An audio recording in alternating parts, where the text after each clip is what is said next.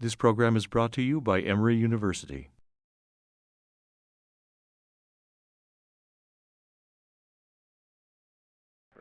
Good morning, everyone. Welcome to Cardiovascular Grand Rounds. A couple of announcements to start the day. Just to remind everybody that the Hirschloeg-Wenger alumni dinner is this Saturday night, and if you haven't had a chance to think about enrolling, please do, registering for that. It is free for fellows and faculty and spouses this year. So think about it. It's usually a pretty good time, and we have a good time to meet with some of our former trainees. And it's going to be Saturday night. It's just over here at the Miller Ward House, and a good event. And it's one of our key fundraising events for the fellowship program. The other announcement is that the CME course, CCU Clinical Cardiology Update, is this week too, and that's the one that Arshad and Leslie organize. And again, that's another thing, that enrollment is free for faculty and fellows and trainees here. So I might want to think about looking into that. And with that, we'll get going. This morning we have our own Dan Sorescu with us. Dan has been a faculty member for 15-ish years here in the Division of Cardiology. Did his cardiology fellowship training here, did his medical school in Romania, did residency at Albert Einstein in New York, and came here as a cardiology fellow. All of you know, has a passion for water and heart failure and salt. And I still use his cards with my heart failure patients and his 100 milligram, 200 milligram sodium things. But he's going to talk to us about Teeter and Totter of diuretics and heart failure. Dan? Thank you, Bob. It's always an honor and pleasure to be here. So you know, today I'm going to talk about desalting, actually. And really, unfortunately, the evidence-based medicine for diuretics using heart failure is very limited. We do have quite a bit of pathophysiology data, and also we do have one very good evidence-based medicine trial that I'm going to present. And I hope I'm going to give more of a, at the end of the day, a hands-on approach how to safely really use diuretics in heart failure. And at the end of the day, the Teeter and Totter of use of diuretics in heart failure really boils down to the heart-kidney interaction. And really we want to maximize the benefits and minimize the risk. And there is actually a very tight connection between heart and the kidney, and everybody who works with the heart knows that pretty much kidney's job is actually to keep an eye on what heart does. So at the end of the day, the most sensitive way of looking at the heart function, even instantaneous, is actually looking at the kidney function. And the other way around is true also. Kidney has tremendous power to feedback signal to the heart by activating actually neurohormones, the renin-angiotensin system, aldosterone mainly. So in order to really try to maximize these benefits to risk ratio when we use diuretic, we have to understand what's the baseline kidney-heart interaction in heart failure before we actually come on with the diuretics. So this is some of the pathophysiology data we know. I'm going to present only the facts. There are plenty of other potential mechanisms, but these are the ones that we know. Number one is, in order for, in patients with progressive heart failure, you see here, these are patients who underwent invasive hemodynamic monitoring. You have to have an incredible advanced low cardiac output in order to by itself actually reduce renal function. Here in this particular study, notice that it was a cardiac index of less than 1.5, which is severe cardiogenic shock. Those patients are in CCU or waiting for heart transplant. Usually inotropes will have that. So if we go to the hypothesis that really, at the end of the day, renal failure or renal dysfunction due to heart failure, due to low cardiac output, it's actually only less than 5% of patients, even who are in the hospital, who are going to be so advanced that we could say, well, low cardiac output explains renal dysfunction in these patients. There is more to it. And if you notice here, really a good marker for this actually was not so much creatinine, which kind of stays stable up to about index of 1.5, but actually more of a BUN having more of a linear relationship. So keep up an eye on BUN to try to figure that this patient is going to develop renal dysfunction. And I think this is very interesting is, and probably this is the single most important piece of data that I have to show you about this pathophysiology, is that kidney, the moment the cardiac output starts to fail, where there is anything wrong with the heart output, renal vascular resistance starts to go up. So if I were a pulmonologist and the patient has hypoxia, the body will upregulate red blood cells mass through erythropoietin to uptake more oxygen. But kidney does exactly opposite. The less cardiac output, the higher the renal vascular resistance. And that's because kidney is subordinated to the big purpose of preserving intravascular volume. Nose is the biggest user per minute.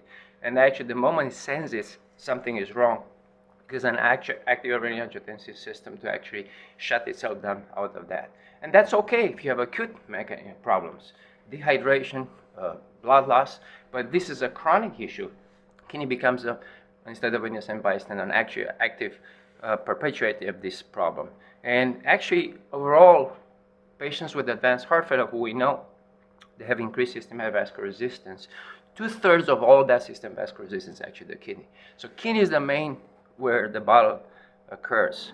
So that's number one. But kidney doesn't just do that. By activating renin-angiotensin system also, to cause vasoconstriction and increase renal vascular resistance, basically it's trying to preserve the intravascular volume in a way. So you can work on the system on clamping down and changing the intravascular volume, but you can also start to retain sodium and water and contribute overall to intravascular volume expansion, which is supposed to be compensatory on short term, but is deleterious on long term. Why is that? This is a study that I always use because it was perfect done. There is actually no other study in the literature, unfortunately. It's only 10 patients. These patients, they did a very clear analysis of all their sodium intake and sodium output. Basically, outpatient EF less than 25%. They were given the meals, and we knew exactly how much sodium they got intake for about 5 days. Some of them had a low sodium diet, which means really extremely low, 500 milligrams a day. And then the others were actually given 2,400 milligrams sodium a day. So 2,400 milligrams is close to the old 2,000 milligrams sodium diet. In other words, it's close to the guidelines for sodium restriction for a long time.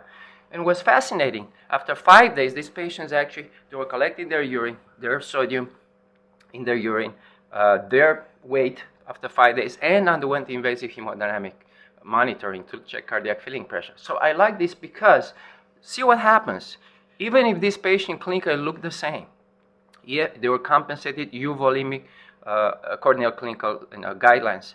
They were having a normal creatinine.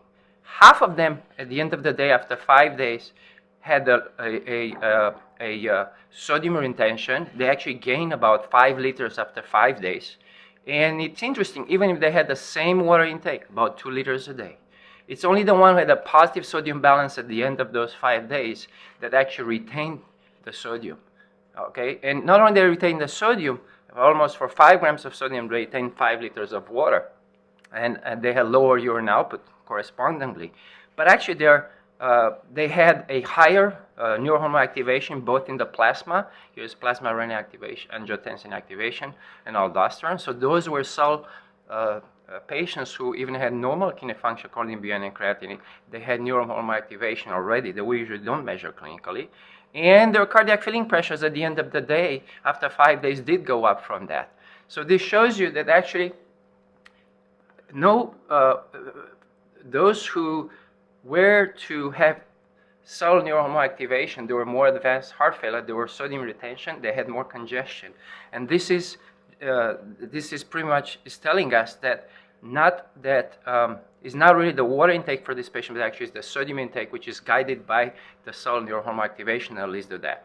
So at the end of the day, I always say it's not the water, it's actually the sodium. Really, water becomes an issue only in advanced heart failure when you have inappropriate secretion of ADH. We know that's a poor prognostic factor for those patients, but for 95% of our patients with progressive heart failure, there are sodium retainer due to cell neurohormone activation in those patients. So if we go back and we try to summarize this, everything starts, for whatever reason, it doesn't matter whether it's systolic or diastolic heart failure, it doesn't matter what's the etiology. At one point, the cardiac filling pressures start to go up. The heart has to work on the pressure on the wrong side of the Starling curve. And you can do that on the left side, you can have on the right side, it doesn't really matter. Then one way or another, we have neurohormone activation. And we know these guys are activated the same way in patients with diastolic heart failure. And these are the culprits. And I put here in the order norepinephrine, renin-angiotensin, aldosterone, but actually the proper order is first is renin-angiotensin. The kidney is the first to know. The second one is actually aldosterone. The second one is norepinephrine. That's in more advanced heart when we get to class 3, 4, and baroreceptors start to get desensitized. And then last but not least will be vasopressin. That's when we start to have clinical hyponatremia. And I think this is very important. And what these hormones do, they do what they're designed to. They want to increase the intravascular volume. They expand the plasma volume, which further contributes to elevated cardiac filling pressures and increased vascular resistance. And remember, kidney is 2/3 of that, and that's where the ballot goes. And then you keep going through these perpetuating cycles. Initially, we have asymptomatic congestion. Eventually, you have elevated right-sided pressures. And that's where we know once the JVP is up to the earlobe, IVC is dilated on the echo, then that's when patients develop actually renal dysfunction or high risk of this, what we call prerenal azotemia, which in a way tells you the problem is outside the heart, but actually that's not true. I don't know why it's called prerenal. It's really the kidney that does that. It's an active renal vasoconstriction effect, and that's very important because even creatinine is normal. If your BUN goes over 30 or 40, this is the patient that is going to develop the cardiorenal syndrome. So I talk about renal vasoconstriction, an important mechanism that's subtle, activated by neurohormones way before BUN and creatinine goes up. I explained that cardiac output, low cardiac output per se, is really involved only in very advanced heart failure. Those patients really have extremely low cardiac output. And then the third mechanism that is extremely important is really what we call right atrial hypertension, renal vein hypertension. Nephrologists like to call it that, and really particularly severe elevated right atrial pressures. When the right atrial pressure is over 20, pressure gradient across kidney bed goes down to nothing. And that is the perfusion pressure that is very important. And these patients, basically the kidney has got no place to go to drain its blood. And you need to have that pressure gradient in order to really have a proper renal function. And you can see this on echo. I'm going to show you a couple of pieces of data about this. First of all, this is a study done in dogs. Note these are dogs with normal hearts, normal kidneys. They were clamped their IVC to increase the right atrial pressure gradually from 0 all the way up to 25. And notice this, that nothing happens when you increase the right atrial pressure right to about 20. Once you get to that 20 critical level, sudden GFR drops by 25%. And basically, this is to remind us that kidneys don't have just the arteries, they also have the veins. And this particular congestion on the right side is actually an important element that contributes to the cardiorenal syndrome in patients with heart failure. This was tested further in actually an experimental model. This is in pigs. An abdominal surgeon, together with a pre-established nephrologist, Dr. Sika, they came together and wanted to study the mechanism of abdominal compartment syndrome and effect on the renal function. And basically, they clamped the renal vein to 30 millimeters mercury, which is pretty much consistent with the right atrial pressure of 20. Remember, the veins in the kidney have to have higher pressure than the right atrium in order to drive the blood back into the kidneys. And so, look what happens. This is a short study, 2 hours. You clamp, once you increase the right atrial pressure, suddenly the cardiac output goes down. When it's normal, it really doesn't make any difference, but something happens there. Urine output goes down by 3/4. FeNA starts to go down. That means kidney gets a signal to start retaining sodium. In a way, it's protection, because if you got no place where to drain the blood, you should stop the blood from coming to you because you're congested. It makes sense to me.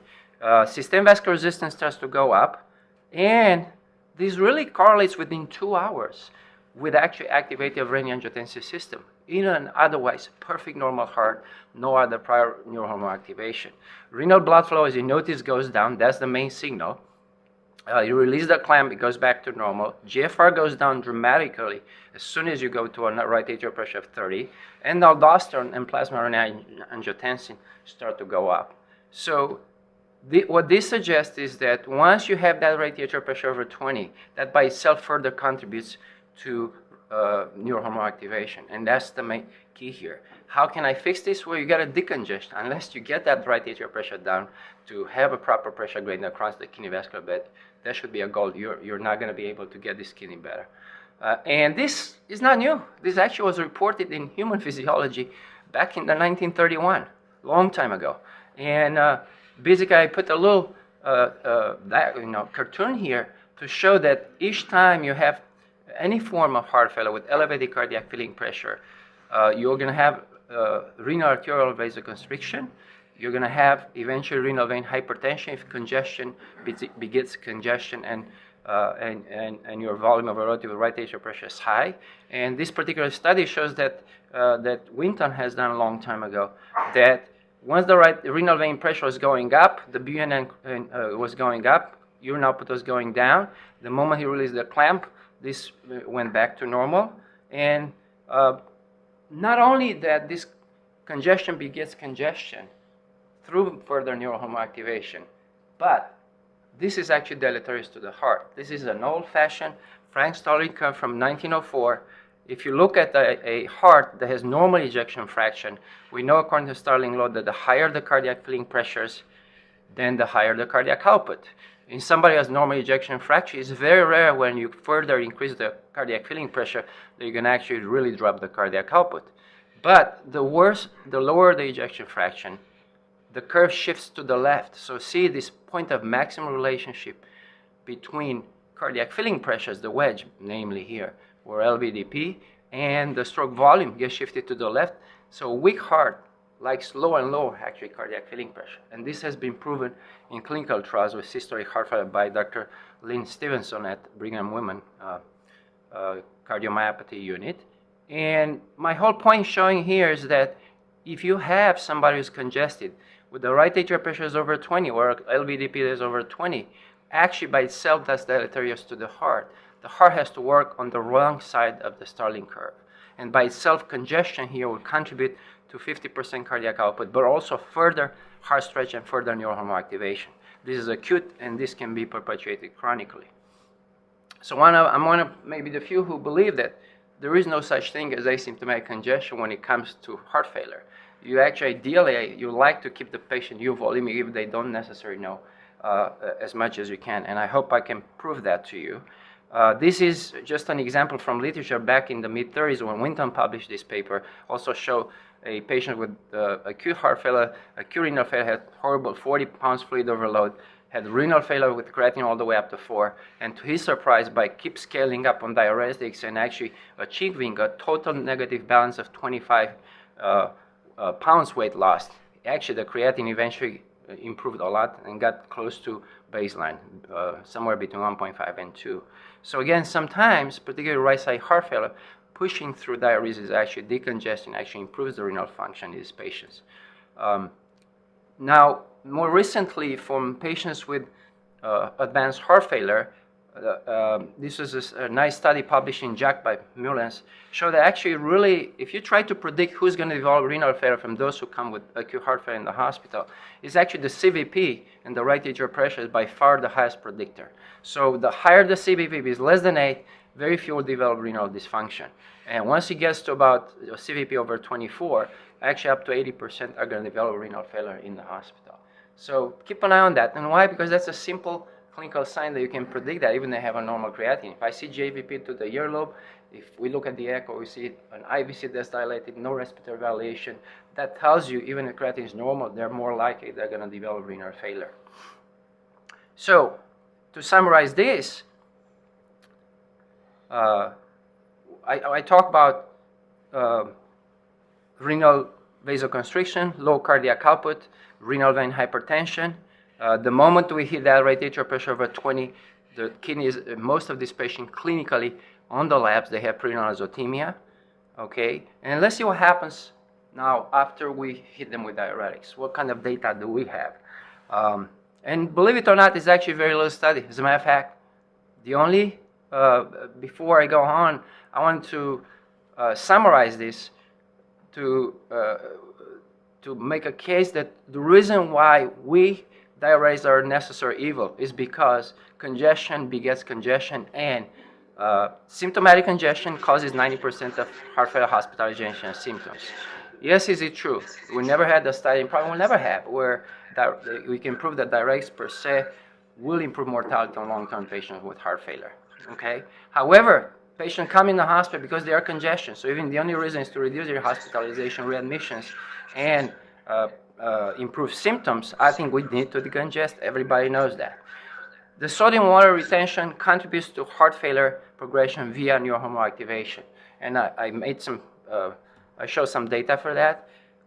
One important fact that is very little known is that all these wonderful medications that we have, ACE inhibitors, beta blockers, aldosterone receptor antagonists, hydrazine nitrates, which improve mortality in long term in heart failure and improve ejection fraction, they actually work at their optimum when the patient is euvolemic.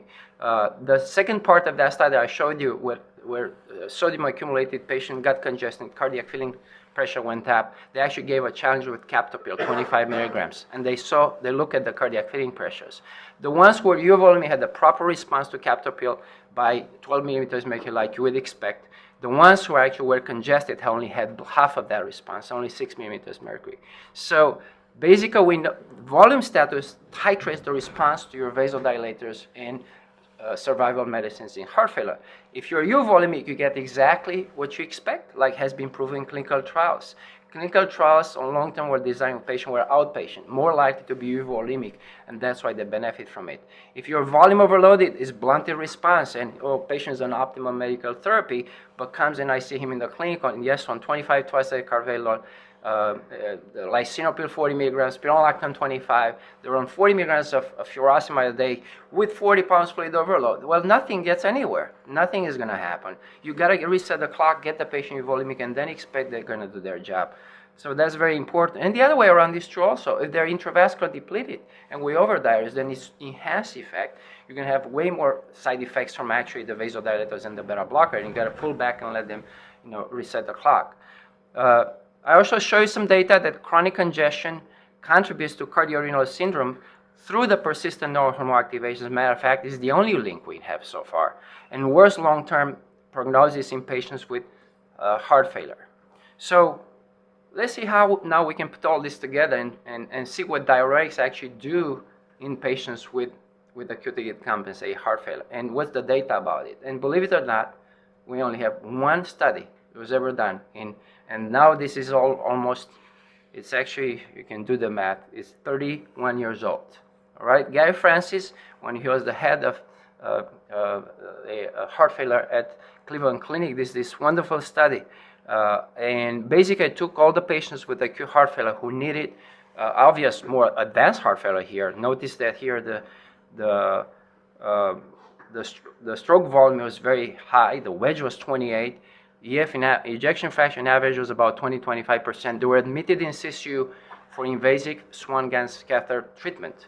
And they measured the baseline neurohormone activation and the cardiac filling pressure. So wedge of 28 in average, a mean arterial pressure of 90, systemic vascular resistance up, plasma renin-angiotensin activation, plasma norepinephrine were up. Just to have an idea, normal plasma renin-angiotensin is actually below 5, and a normal plasma norepinephrine is actually below 100. As a matter of fact, if you were to run a marathon and you make it, this is the level of norepinephrine you're going to have in your blood to make it. Okay, if you don't make it, you don't get there. So basically, if you give these marathon runners with this level of adrenaline in their bloodstream and advanced heart failure, you give them 40 milligrams of furosemide, just 40, not 200, and you measure their plasma neurohormone activation after that. Surprisingly, they go up by 50% with a time course that starts at 20 minutes and then gets back to baseline at about 8 hours. I wish we would have had a dose study response because I was curious if you give 200, does this go higher and last longer? That would be interesting. But all we know is that by itself, those neurohormones actually contributed to further temporary worsening of cardiac hemodynamics in this patient. So your wedge went up, your systemic vascular resistance went up, and the mean arterial pressure went up. So actually, diuretics per se in these patients contribute in short cycles to worse hemodynamics, worse heart function, and neurohormone activation. So we know that, even with 40. And this has been shown not just short-term, acutely, but also long-term. This is chronic treatment with diuretics as outpatient. You measure a month later the plasma renin-aldosterone activation. It goes up. It's a very well-known fact. As a matter of fact, even if you have normal heart and normal kidney, if you give somebody 80 IV of furosemide, it drops the GFR by about 25%. So bottom line is that this is the ugly truth. No matter what diuretic dose you're going to use, no matter what you do, kidney doesn't like it. It's going to react to it. So it's a given that we have to take. The key is how do we tune that up so we get the benefits at the end and reduce the risks. And pretty much in short cycles, they can persist on long term as long as you keep using the diuretics. Diuretics in patients with prior neurohormone activation will keep aggravating this neurohormone activation, right, with a certain time course. So if we go back and we summarize this, yes, cardiac filling pressure are the main culprit to trigger the neurohormone activation, and really the kidney is the one that is the main integrator here. This further contributes to worse cardiac filling pressures on long term. And once you develop right atrial hypertension and low cardiac output, you develop the prerenal azotemia, all right, that we can recognize by checking a BUN and creatinine. But guess what? Any dose of diuretic, the moment we hit, is going to aggravate this, just by default. So we are into a vicious circle here that you have to be aware of that. And I'm going to show you the data that we have from those trials, that even low-dose furosemide actually had a 12% risk of renal failure, defined by increasing 0.3 milligrams of creatinine. So we know that. There's nothing new about it. That's why we check the next day the BUN and creatinine. But it's a little more complex than that, because in true clinical setting, when you admit the patient in the hospital with acute heart failure and acute renal failure, it's actually not those three mechanisms that contribute to cardiorenal syndrome. You can have, as I mentioned, from heart failure per se, inappropriate renal vasoconstriction, renal vein hypertension, diuretics-induced neurohormone activation, low cardiac output. So these are all that data that I showed you. Hypotension per se can cause renal failure. It's very easy. You're trying to be, as diligent as you want to interrupt the cardiac filling pressure. You can go on the other side. Intravascular depletion from diuretics. This is the main culprit in our mind on a clinical setting. We think, oh, patient has been over-diuresed, and I go at bedside, the creatinine bump, I go at bedside, the patient has fluid all the way up to here. On a SARC, I said, that's not what it caused it. Actually, probably in the clinical setting, at least all patients with heart failure come in the hospital for congestion. It's probably the least of the problem and the easiest to correct. So there is no such thing as over-diuresis on a large scale, if you will. But more often than not, we keep treating the patient like heart failure caused actually a renal failure. And what it is, they may have some subtle other things going on, comorbid illnesses, that actually contributes further to that. For example, a simple gout attack when they come in the hospital, a simple UTI, a simple URI. I want to remind you that a pro-inflammatory stimulus that releases interleukin-6, TNF-alpha, those are cytokines that were designed to actually vasoconstrict the kidney and drift the blood away towards the periphery where infection is or inflammation is. So by default, those are actually as hurting as the neurohormones that are prior activating that kidney. So often, these are subtle things that I look for active before when I see somebody's got renal dysfunction, persistent congestion in somebody with, and we need to treat that. If you don't treat that, whatever is causing that cyclone release, you're going to hurt the kidney if you keep diuresing somebody. So be vigilant. And then increased abdominal pressure, particularly patients who are morbidly obese, that's part of that too, particularly if they develop anasarca. So we have to really attack all those different mechanisms where to minimize the risk of renal failure in somebody who uses diuretics. And at the end of the day, as a clinician in our hospital, will say, well, Sorescu talk about renal angiotensin activation, norepinephrine, but we never measured those in the clinical setting. How do I know when the patient has even normal kidney is going to have neurohormone activation when it doesn't? Because there are plenty of them who do just fine for 10 years, come once a year in the hospital, and they never progress. Well, we do have an excellent surrogate that we use every day for that. And in order to get to that, you have to realize that for every action in the system, in this system of cardiorenal interaction, there is a reaction. So basically, the persistent neurohormone activation that's triggered from the progressive heart failure kidney interaction is actually native, natural balanced, or try to balance by an equal response with vasodilators. The heart actually has designed that response to the kidney. Well, you hit me with vasoconstrictors, I'm going to hit you back with vasodilators. Natriuretic peptide, prostaglandins, adrenomedulin, there are plenty of others, but one that we use every day is the BNP. And yes, BNP has been shown in clinical trials with heart failure, both acute, chronic, to be an excellent surrogate of neurohormone activation. So, and I use BNP more of a, like you were to use hemoglobin A1C for blood glucose in patients with diabetes.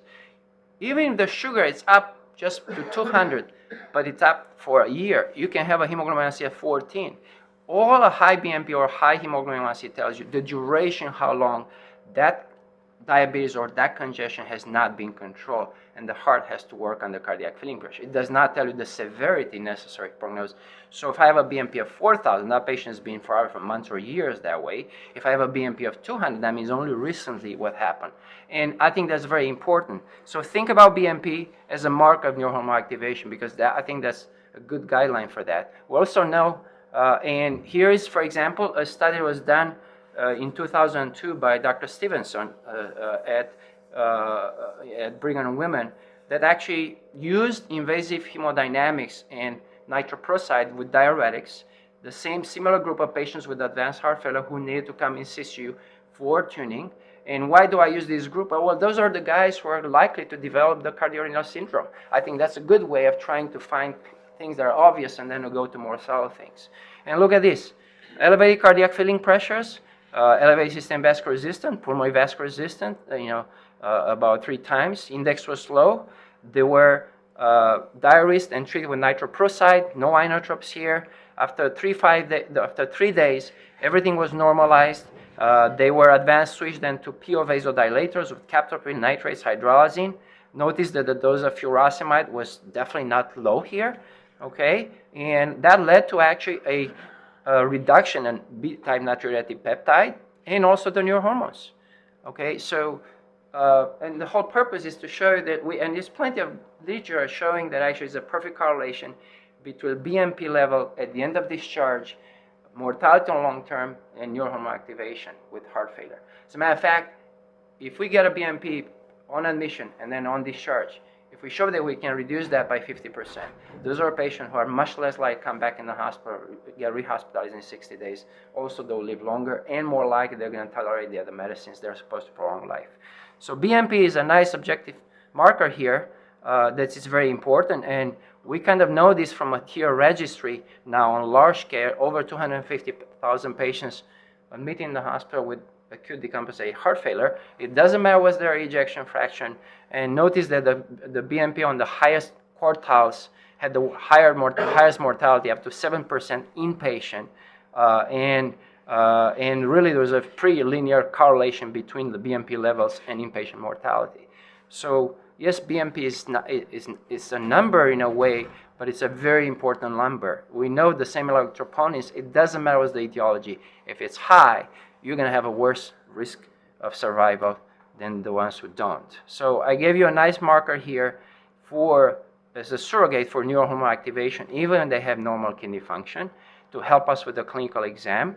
And then basically, ideally, if I try to diuretic somebody or minimize the risk of renal dysfunction, diuretic use has shown to reduce, obviously, the total body sodium in water, and basically we want to normalize the total body sodium balance. We want to reduce the cardiac filling pressure because that is the stimulus for persistent neurohormone activation on long term.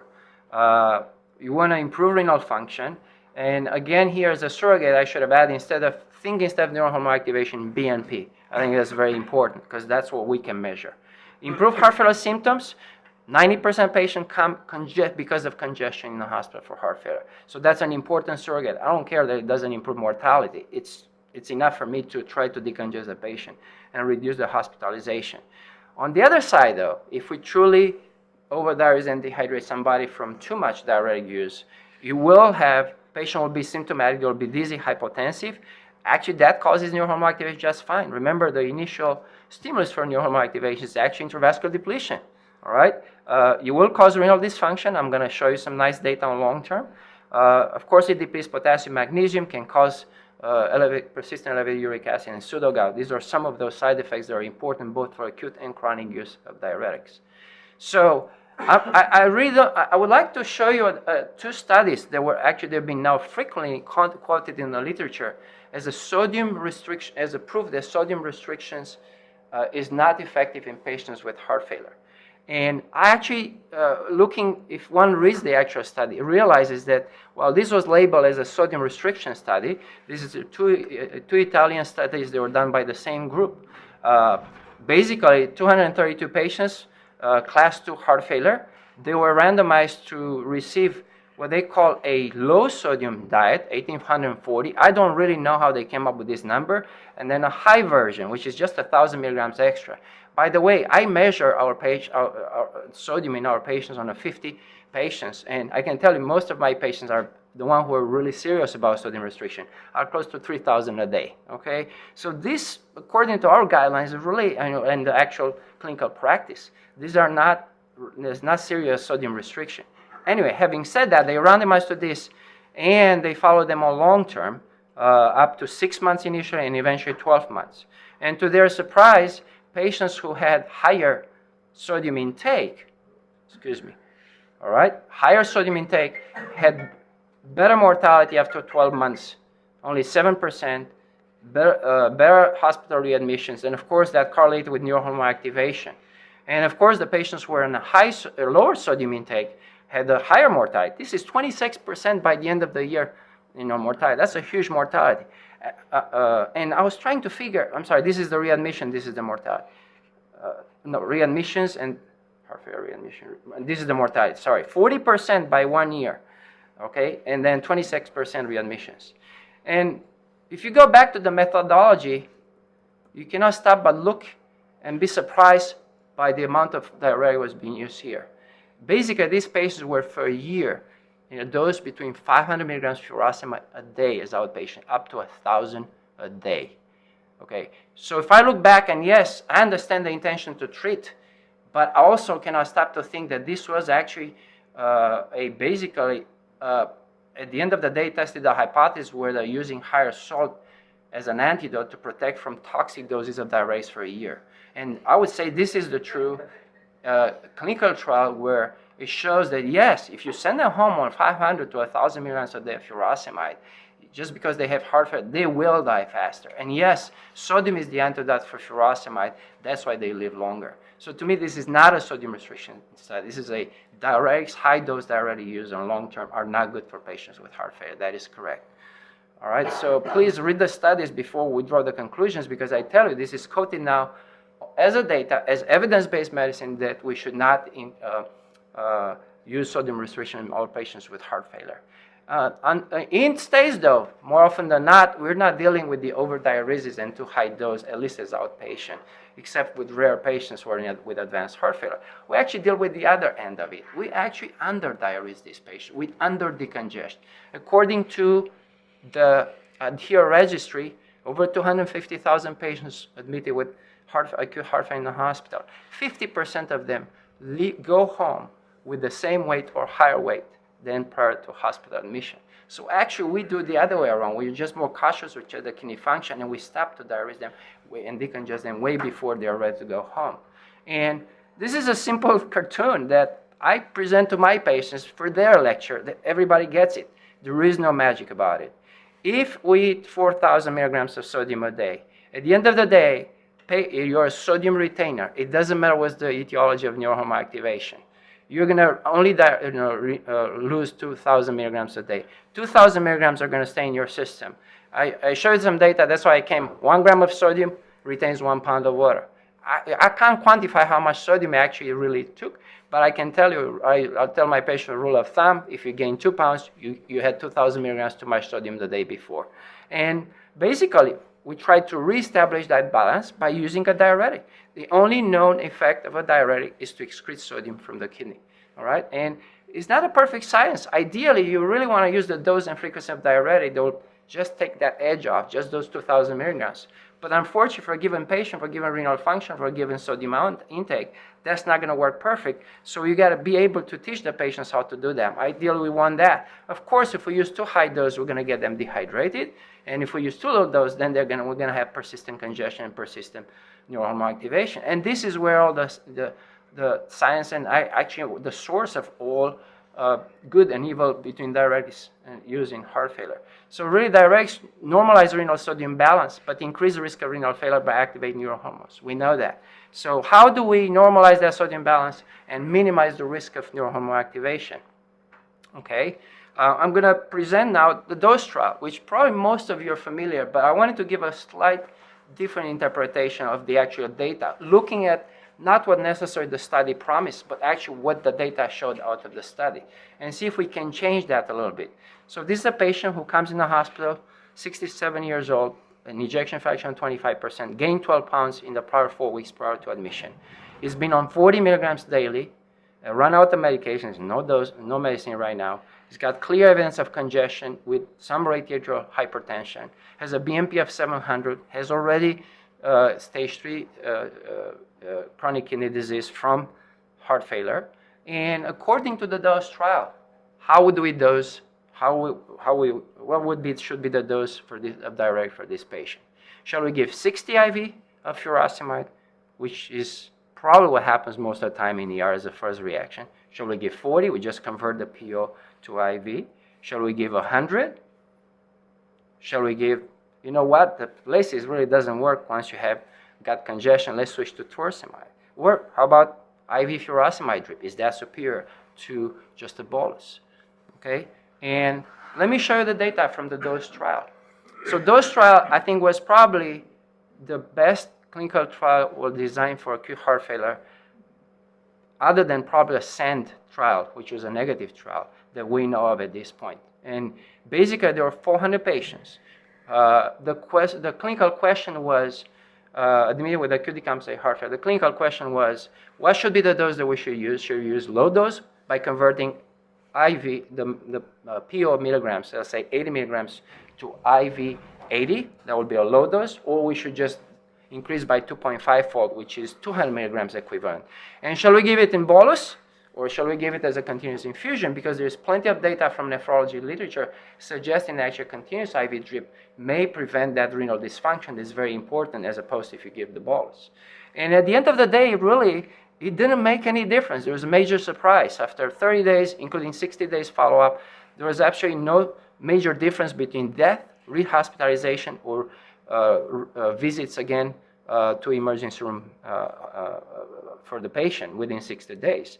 And it was kind of a disappointment. As a matter of fact, it was presented at ACC. It took almost a year to publish the study, because here, neither the cardiologists were happy, because they were hoping they were going to have some reduction in mortality. Neither the nephrologists were happy, because they were hoping their infusion is going to do better than the bolus. And it was a lot of, eventually got published. But if you actually look at the data, there is some light at the end of the tunnel that I think can help every clinician here. Look at this. If you use, you converted PO to IV 80 milligrams, in the first 72 hours, you had a drop in weight by about 6 pounds. If you the high dose, you have a drop in weight by 9 pounds. Okay? That correlated, though, there was a statistically significant difference improvement in the dyspnea score. So patient did report an improvement in their symptomatic congestion. The net fluid loss was between 3.5 liters on the low dose up to almost 5 liters on the high dose at 72 hours. And, that did correlate with actual reduction in the BNP, which is, we know it is important as a goal, as a surrogate for neurohormone activation. But the price you pay for using higher dose of diuretic, you did have an change in the creatinine. Actually, it wasn't any difference between bolus and continuous versus low dose or high dose, but you had a higher risk of renal failure in those patients, so you had to use higher dose, the 2.5-fold. All right? Now, I would like to point out that high dose did result in greater net fluid loss, weight loss, relief from dyspnea. These are the reasons why patients come in the hospital, okay, for acute decompensated heart failure. So I think that's an important endpoint here. The high dose was more effective to reduce symptoms of congestion, weight, and anti-BNP, but had a higher risk of transient acute renal failure, as defined as a creatinine bump by 0.3 milligrams per deciliters at 72 hours. Now, everybody look at that. You got 23%. 1 out of 5 patients will get that bump. But everybody forgot to look at the baseline. Yes, you did increase that by 50%, but the baseline still had a 14% activation. So even low dose is going to cause renal failure, no matter how we try to get around. But to me, if you were to decongest somebody, you might as well use the higher dose to really get them at least euvolemic like you plan to. And I think the whole purpose, at the end of the day, the message from the dose trial is what it says in the title. The only thing that this study showed is that at the end of the day, the higher total dose a day, the higher the total amount of urine output and weight loss they had at the end of the day. Yes, there's a little risk of increased renal failure, but that risk did not correlate at 60 days with actually worse kidney failure or worse mortality. And bottom line is, it's okay to increase the diuretics in the hospital, but don't send them home with 1,000 milligrams of furosemide a day, because that we know is bad for you. And I think that's the take-home message here. So higher risk of creatinine increase in high bolus diuretic did not lead to worse 60 days outcome. So if I try to create a little virtual graph here, and I would like to switch the gear, instead of trying to use a certain dose of diuretic, do more of a goal-oriented diuresis. Let's assume that a given patient comes in the hospital and has 10 pounds fluid overload. That patient is going to respond to low dose and get them out in the hospital 3 days. It will do just fine with 80 milligrams of furosemide if they were on PO 80 before. But when they have 40 pounds, that patient, after losing only 10 pounds with the low dose, is not going to improve congestion. Is not going to improve the BNP. And I think you discharge them home too early. So if you don't take into account the total amount of volume, excessive sodium retention water that the patient has above the dry weight, and try to establish that as a goal, you're not going to be able to get to the benefits of actually diuresing somebody, but you definitely gave them toxicity. So if I were to say, plot here, this is the time of and this is the neurohormone activation, which we can use BNP as a surrogate, and cardiac, and that's also a surrogate for cardiac filling pressures, okay? And let's say this patient has a BNP of about 500, and I'm going to start in the hospital every day to give them a bolus of furosemide. Well, expect they're going to get a bump in their neurohormone activation. But if at the end of the day you didn't decongest them, all you do is just accumulate more and more neurohormone activation between the doses. And they may go home actually with the same BNP or the same congestion or higher than they were prior to the hospital. These patients will develop renal failure. You just gave them the cumulative side effects from it. You didn't really give them the benefits of decongestion. Ideally, what I like with my patients to do the other way around. I would like to send them home euvolemic, decongested, with a lower BNP, and that should be the goal of our diuresis. Try to quantify how much above the dry weight they have. Try to get them, remove 80% of it, leave 20% lean margin there, and that should be the goal there. So, in conclusion, I was going to suggest that the total days of dose of furosemide correlate with the total daily urine output. At the end of the day, this is what the study showed. That's the data, although it was not the original hypothesis.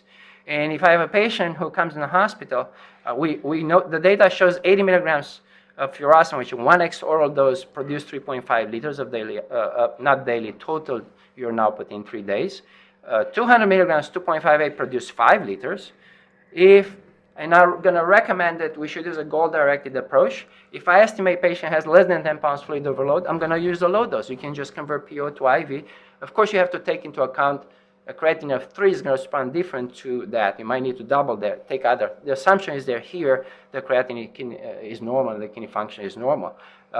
If it's more than 10 pounds fluid overload, go ahead and use a high-dose diuretic. As long as next day you check the kidney function and you keep looking and look at the effectiveness of your diuresis and how close you get, it's going to be just fine. And there are plenty of other little tricks that we can do to actually improve the urine output with the same dose. There's been known for over 30 years. Published at AHA, is known by any well-rounded clinician. I tell my patients as soon as they get the IV diuretic or the PO diuretic to actually lay in bed for a couple of hours because that improves the renal perfusion, causes the neurohormone activation. And actually, you'll be surprised how the urine output actually doubles easily from that. If they're outpatient, I tell them to take the diuretic on empty stomach, like Syntrate. Food does block the diuretic effect. And the patient will report to you, they see variable effects. They will tell you sometimes it has a lot, sometimes it doesn't have an effect. It all depends if they took it with food, like the other medicines, and if they start to walk around, they took in the morning and then start to do their daily chores, vertical. If the patient is in the hospital, if I were to do something to the patient, instead of just unleashing with diuretic, all right, I actually start to do my my heart failure therapy first. If I were to use a vasodilator, if I were to use a inotrope, I start that first, and then I hold the diuretic. I wait for about 30 minutes, an hour. Patient warms up, starts to have a urine output. Then I give them the diuretics. It makes sense. Reduce frequency of diuretic use when possible to reduce the free neurohormone activation. This is where I might be a little bit different compared to others. We have been taught as clinician, and again, there's zero evidence-based medicine for that, that if I have diuretic resistance to heart failure, I should go up on the frequency and then on the dose, because the idea is the last 6 hours.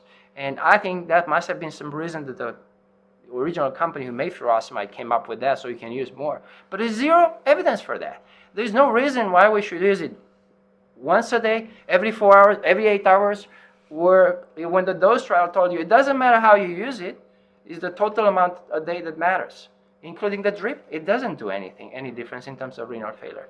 So to me, I know that each time I give it, even low dose, it's going to activate new hormones. I might as well use that frequency as low as possible, go above the threshold, estimate whether it is a low dose or high dose, then give one dose, come back tomorrow morning, again reassess the patient, volume status, and kidney function.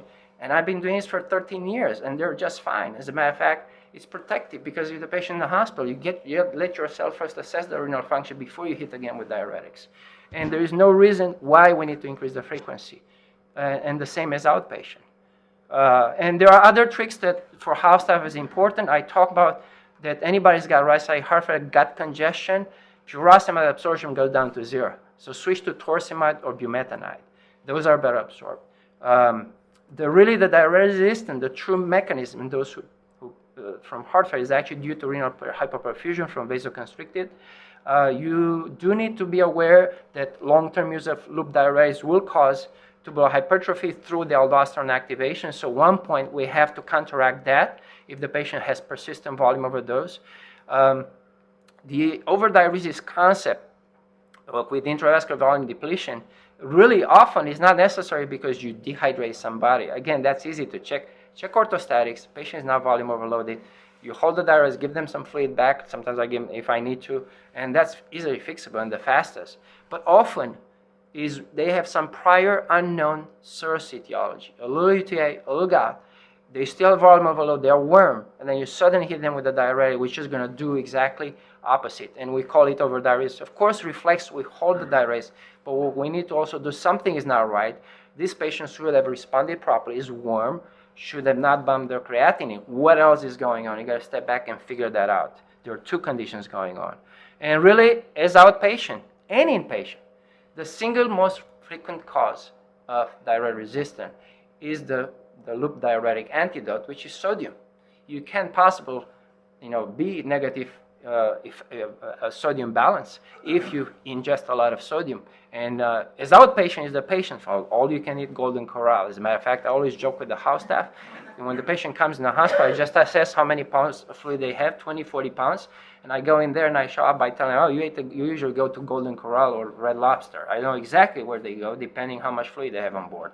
All right? And it's actually not a joke. We know that. But also in the hospital, we are the culprits because look what we give them. If they have ulcer, one pill of sodium bicarb is 10 grams. Now they combine the omeprazole sodium bicarbs called Zegarid. Actually, there's a patient of mine came in the hospital and pointed out to me, I got 1680 milligrams just from one pill of those of sodium.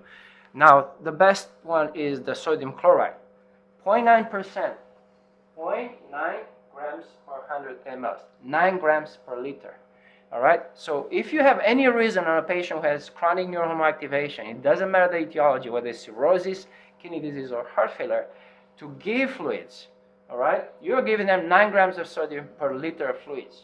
All right, if this patient was dehydrated from loop diuretics, they lost half normal saline.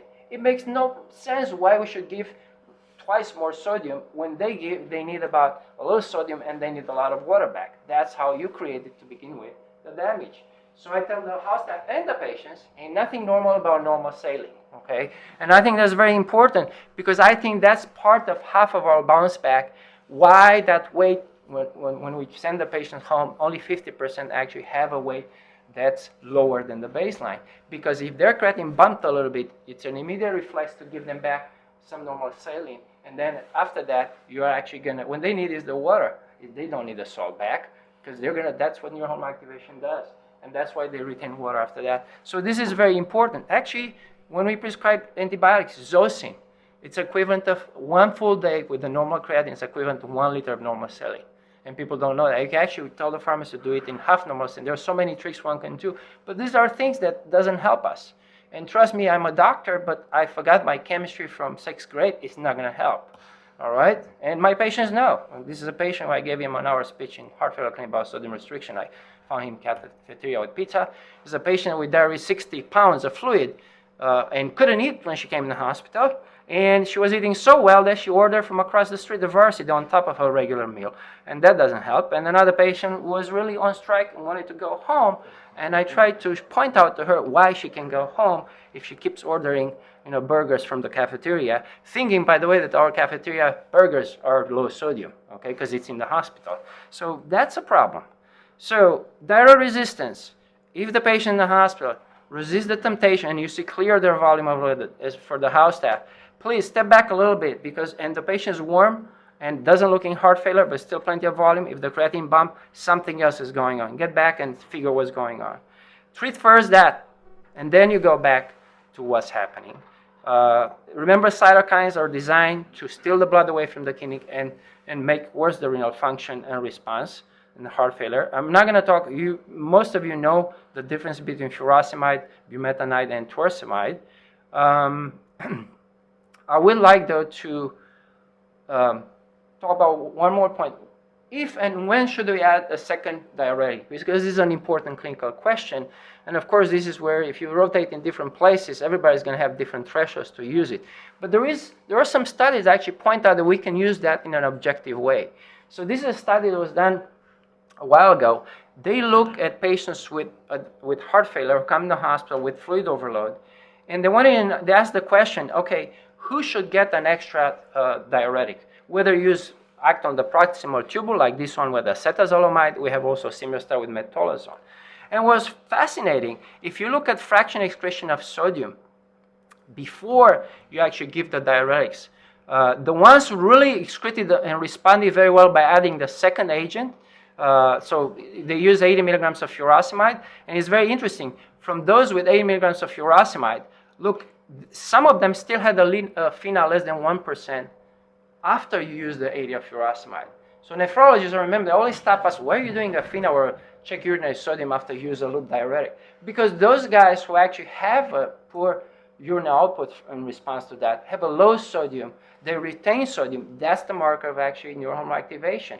And you have to override that for whatever reason by adding a second agent. So if you really want to do it by the book, you can get on anybody comes in the hospital with heart failure, normal kidney function otherwise, or not normal, get the urinary sodium as soon as you give them the 80 of furosemide, let's say 3-4 hours later.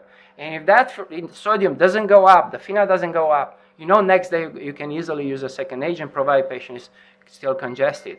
And indeed, only that group that had the FeNA less than 1% after use of loop diuretic are the one who suddenly dramatically improve their sodium excretion and the volume status by adding the second agent. So we can do it.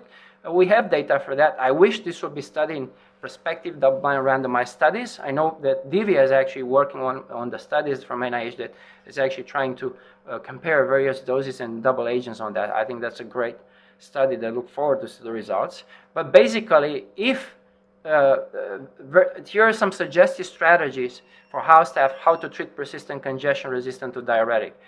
Really, if it doesn't work 80, then go up to 2.5-fold. There is no reason to do, I always say this, if it's not 40, I'm going to use, I know I need to use 80, but I'm a little afraid I'm going to use 60. It makes no sense. We don't have data for that. Get rid of that. Let's use the dose trial. Use torsemide if you have gut congestion. You can add acetazolamide, particularly if I see somebody is a prior CO2 retainer, or the bicarb over 35. Remember that works on proximal tubule. I use diureal in those patients who don't have gut congestion. Diuresis is as terrible as furosemide. There's no purpose of using pure diureal if you have right-side heart failure. It doesn't get absorbed. If that's the case, I switch to IV. The problem with IV hydrochlorothiazide is $300 each dose. So please, don't switch to IV unless patient really cannot take PO, because all we do is just spend $300. And we took Neseritide off the, our use here, because that's how much it costs, to use it a day. But you can use metolazone. It's $1. And guess what? It's probably the most powerful agent as a second, to be used. The problem is too powerful, so you got to watch the potassium magnesium more than that. Now, one interesting mechanism of metolazone that few know is that it doesn't actually just knock down the distal tubule. Also works on the proximal tubule, but not through acetazolamide. That's why it's so powerful. So I use that. In patients with diastolic heart failure, we have some evidence that you can use higher dose of spironolactone. And if a patient is in the hospital, I really try first to use my vasodilators, inotropes, do all the other stuff that's supposed to help. I do scale up on the diuretics when I see significant right-side heart failure. So if somebody's clear from the door, right-side heart failure, 20, 40 pounds fluid overload, I have a way lower threshold to add the second agent. And I think because you have to push through diuresis to decongest to drop that radial pressure. And we know those patients. It's very easy. Okay? So I'm gonna finish this summarizing that congestion is caused by neurohormone activation and begets more neurohormone activation. Diuretics acutely causes neurohormone activation, a little bump, or renal dysfunction in congestive heart failure. But what you try to achieve on long term, normalize the baseline, that baseline neurohormone activation, not the one caused by diuretic, by getting them euvolemic. So yes, you buy upfront a little neurohormone activation, but as long as you get them euvolemic, and then they're going to drop their baseline neurohormone activation. And that's what you want in the long term.